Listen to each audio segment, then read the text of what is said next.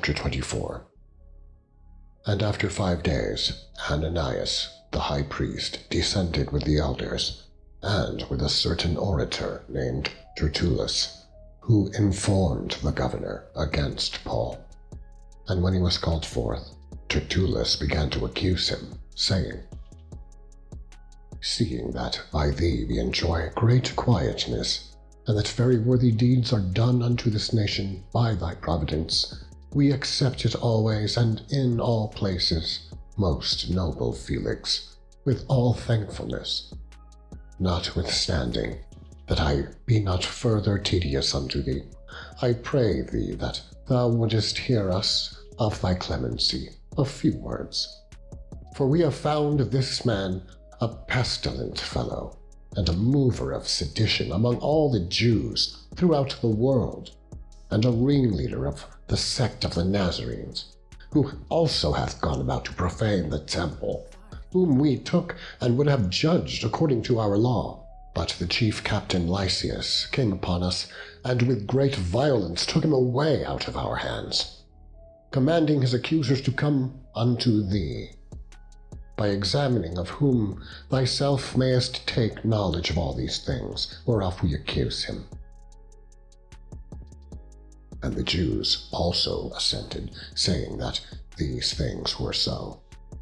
Then Paul, after that the governor had beckoned unto him to speak, answered, "Forasmuch as I know that thou hast been of many years a judge unto this nation, I do the more cheerfully answer for myself, because that thou mayest understand that there are yet but 12 days since I went up to Jerusalem for to worship.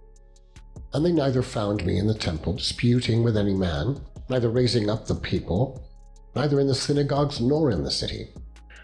Neither can they prove the things whereof they now accuse me.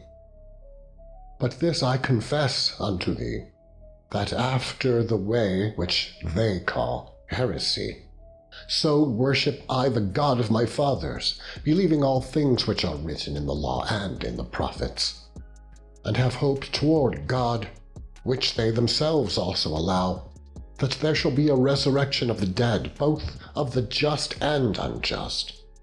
And herein do I exercise myself, to have always a conscience void of offense toward God and toward men.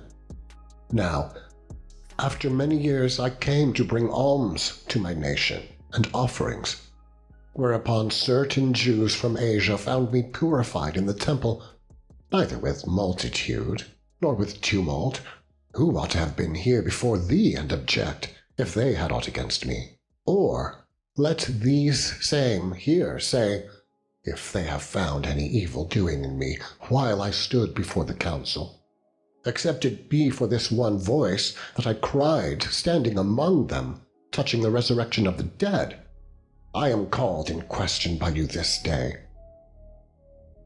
And when Felix heard these things, having more perfect knowledge of that way, he deferred them and said, "When Lysias the chief captain shall come down, I will know the uttermost of your matter." And he commanded a centurion to keep Paul, and to let him have liberty, and that he should forbid none of his acquaintance to minister or come unto him. And after certain days, when Felix came with his wife Drusilla, which was a Jewess, he sent for Paul, and heard him concerning the faith in Christ. And as he reasoned of righteousness, temperance, and judgment to come, Felix trembled and answered, "Go thy way for this time. When I have a convenient season, I will call for thee."